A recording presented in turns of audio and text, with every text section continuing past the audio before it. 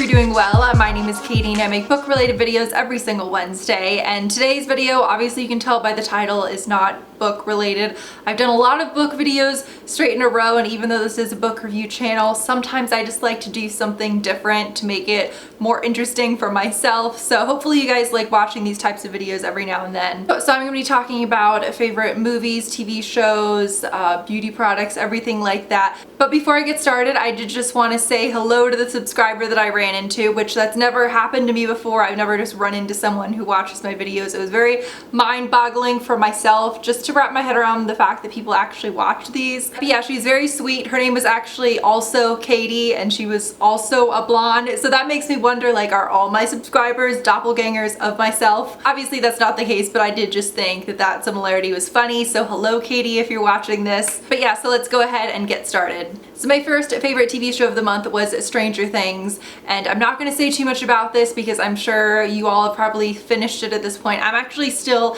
halfway through, I think episode 7, because I've just really been savoring it. I wouldn't necessarily even classify this series as a horror series. In my mind, it's much more so a mystery slash sci-fi. There really aren't a ton of scary elements in this in my opinion, but it's really kind of an 80s throwback. A lot of the main characters are children, which I don't want this to come across as heartless, but I tend to really not enjoy books or movies where the main point of view is that of a child, but all the children in this are just the most fantastic actors and they're wonderful, so definitely check it out. It's worth all the hype that it's getting. However, my favorite TV show of the month that I enjoyed honestly twice as much as Stranger Things is Veep. This is on HBO. There are 5 seasons out, and I marathoned and watched every single episode in this month, which honestly says a lot for me because I don't tend to stick to a lot of comedy shows just because so many comedy series, even if they're ones that I love, like say Peep Show, you can kind of watch an episode here and there and you don't need to keep watching them continuously in a row. But Veep is essentially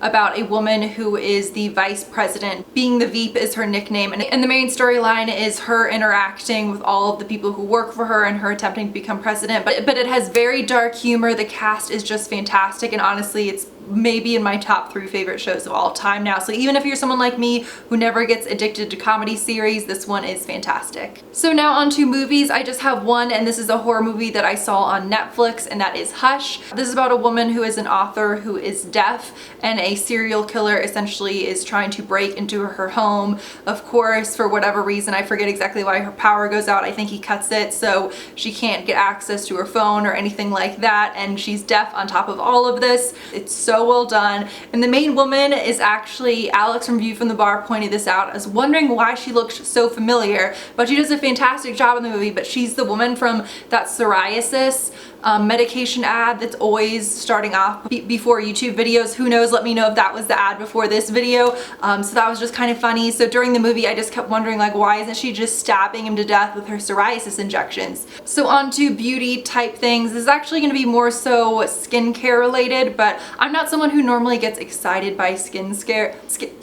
I've got horror movies on my brain. I'm not normally someone who gets excited about skincare, but I turned 25 last month, and that kind of made me realize I need to kick my skincare into gear if I want to look decent for the next, 60 years. So I did a ton of research and came across Korean skincare, and it turns out they now sell Korean skincare, which is kind of taking the world by storm, at Target. Now it's not cheap, but it's also not incredibly expensive. It's kind of middle of the road.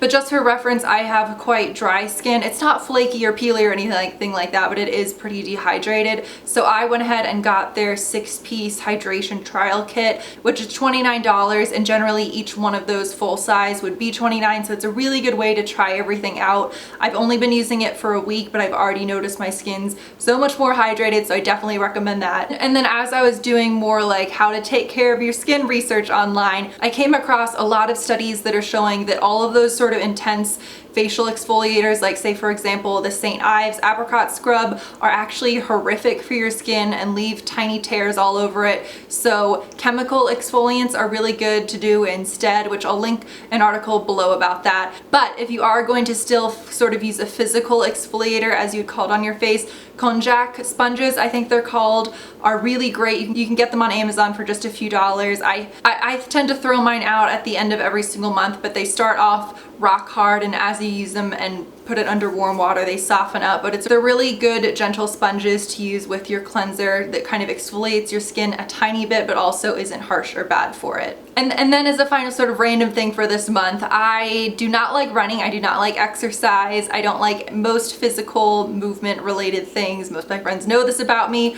Quite a few of my friends told me about 0 to 5K, so I'll show what that looks like here, but essentially it's for people like myself who hate running. So it starts you off at intervals of, say, walking for 1 minute, running for 1 minute, and back and forth, and then the more you use it, it increases the amount of time that you're actually running. And I'm not exaggerating when I say that this has made running so much more bearable. I almost have gotten to the point where I look forward to it. So I hope you guys liked this video, and make sure to look out for my video next Wednesday. I'm going to be reviewing The Elementals, which is a horror novel that I'm about halfway through done right now, or a little over halfway, and I am absolutely loving it. So if you're someone who's subscribed because you like watching my horror novel sort of spoiler-free reviews, definitely check that one out next week. So I hope you guys like this video, and if you have any recommendations for any of the different categories I talked about here today, make sure to let me know, and I'll see you guys soon.